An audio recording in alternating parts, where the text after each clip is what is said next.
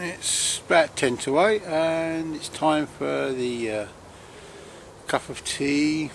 It's very early in the morning and a little bit of a bite to eat. Going away from the sort of usual front I've been having of these past few months. So I've got some noodles which I bought, some paste. It's a chili type paste designed for roast tomatoes, but I shall mix this in with the noodles, a couple of eggs, some oat cakes and a few other bits and bobs to cook up and have a bit of a nibble. As you can see, I've got my water on the brew and on the boil rather, and I shall be sending out some thoughts, and reviewing a little bag I bought some time ago, and I used it to its full effect yesterday.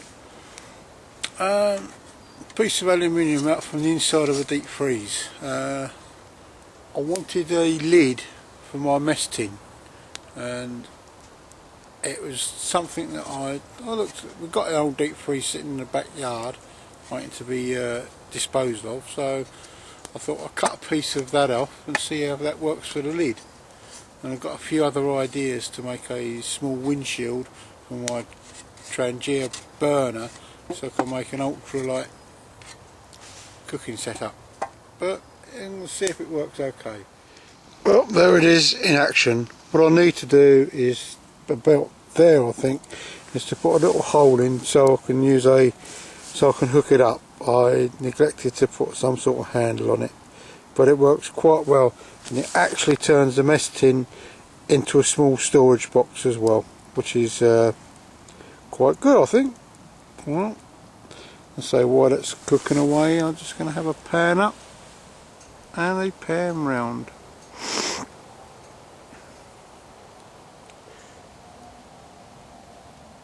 Hello, Alfie.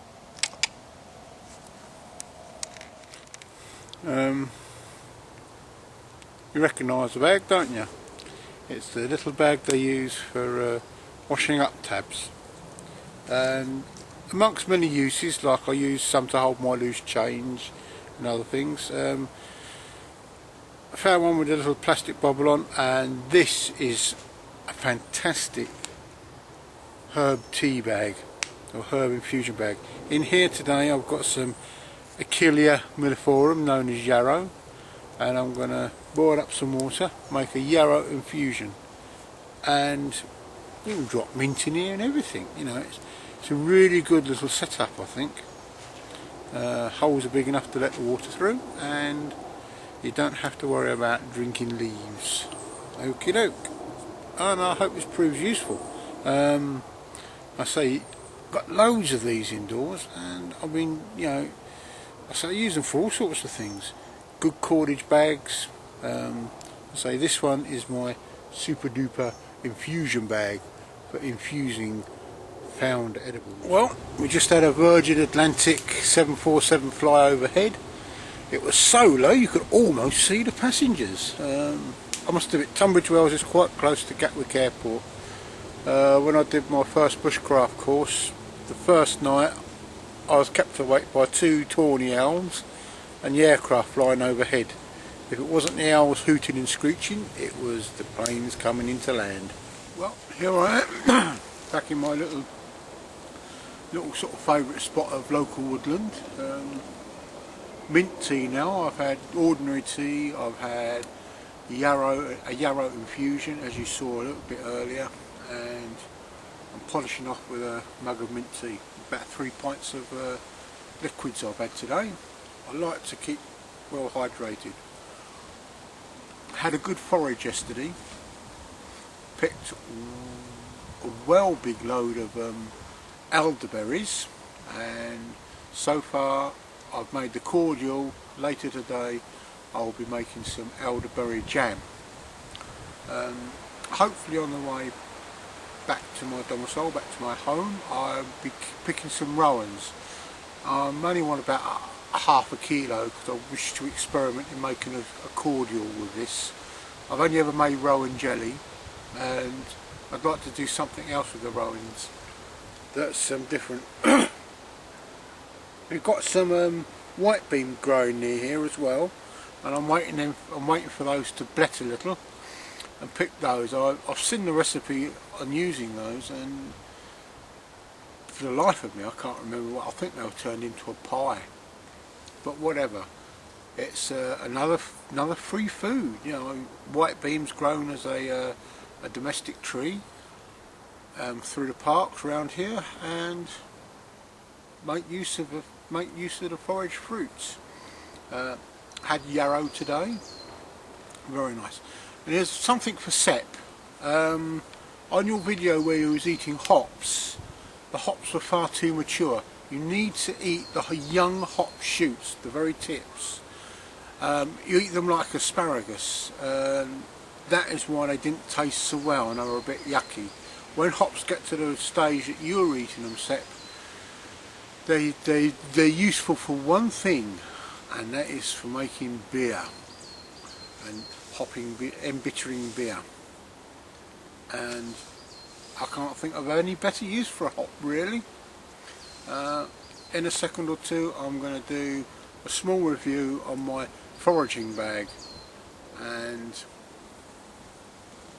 cheers. While out yesterday, going to do the foraging actually, was taking Alfie out for a walk. We bumped into one of the brownies' mums, and an amazing turn of luck for me. For the last couple of weeks I've been thinking about writing letters to people that own bits of woodland, and we happened to mention that we were foraging, we were getting some elderberries, and this wonderful person really said that we could go onto a small holding which is a few miles away from here. It's a bus trip away, and help ourselves to the apples, sloes, bull aces, which are wild plums, and a few other bits and pieces. And I happened to mention, I said, do you have any woodland there? She says, oh, we've got a few acres. I says, I couldn't have access to it, could I? And she said, yes. So I've got access to some private woodland, because here it's quite public, and even though I'm tucked away in a little corner, you know, there's always a chance of being disturbed. And I like to get on with practicing my skills and camping out without being disturbed. Also, I've got access to hunt the rabbits there and the squirrels. So now I've got to see about getting an air rifle, and it will be a case of catch, dispatch and eat. I have a very my attitude towards eating meat is I do not buy commercially produced meat. I don't know its provenance. Often it's not killed with any honour to the animal. It's there as something to fill the plate of other fellow beings. I will eat fish occasionally, but that's a different matter. I can't go deep sea fishing here. I've got access to a lake, so I can get some perch when I need it. I haven't fished it yet, but I've got all the gear. A friend of mine gave me some fishing gear, which I thought was very, very kind of him. But I was quite pleased just to have access to this woodland, so I can now expand my knowledge and expand what I do. I would love to be able to catch a squirrel and see what it tastes like. I've never ate squirrel before. Some people say it's tough, others say it's nice, but personally I prefer to try it myself. And there we go. And now for the review of the bag. Right. Just put my drink down. Right. A while back on the Woodlaw website they've got these. It's called a Hooked on Nature. And it's a Scandinavian bag, and it's very good. It folds up to this size, and it's got a little hook, little spring clip hook. It's not a brilliant spring clip hook, so you can hook it onto your belt or onto the back of your rucksack.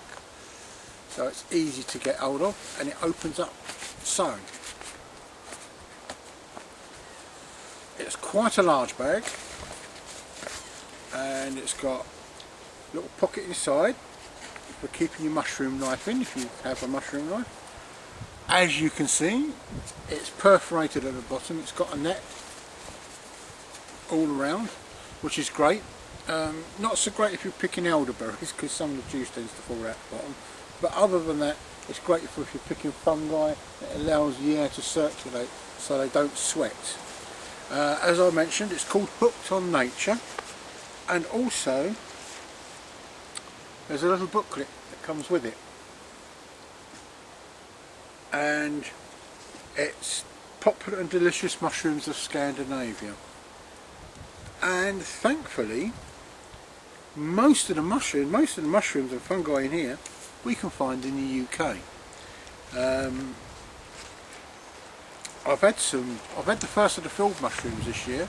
My lovely lady, Avalon, was out walking Alfie the other night and picked some field mushrooms when I came home. I must point out I do work away from home for four days a week. It's a bit of a pain, I don't particularly like it, but when I come home there's normally a goodie, something good waiting for me.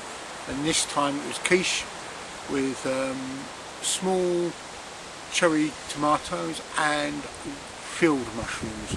Very tasty. They've got a flavour that you can't match for commercially bought mushrooms. A hint here, and a good piece of advice: when you're buying mushrooms, get the flats, get the opal ones. They have a better flavour, a more intense flavour.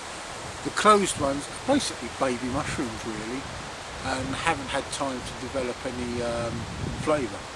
Also, when you're out, if you're picking mushrooms, the Agaricus campestris, which is a field mushroom, if you pick it, it's got a nut brown gills, pale cream top, there's no collar, and it smells of aniseed, and they are very tasty. And there are many other fungi that you can eat. At the moment I'm on the lookout for some chicken of the woods, sulphur polypore, but I've not seen any. The only place I've seen some around here is a few miles away at Fletching, and we weren't allowed to eat it.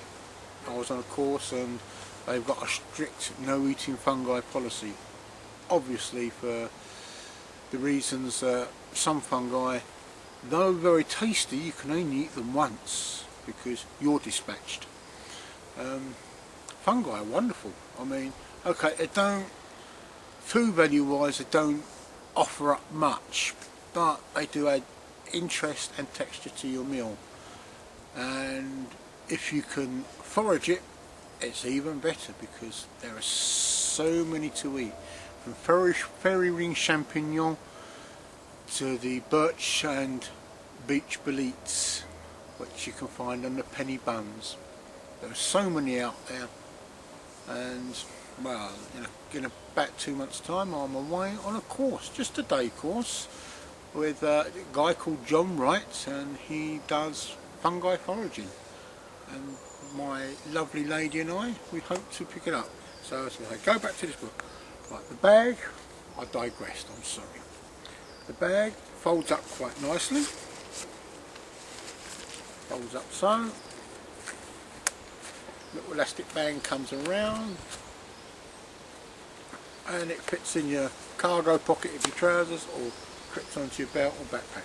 Great because you don't have to, I'm thinking of getting another one because it's such a useful little bag for carrying out, and I do plenty of foraging, particularly when autumn comes around, with all the berries and the fruits of the trees.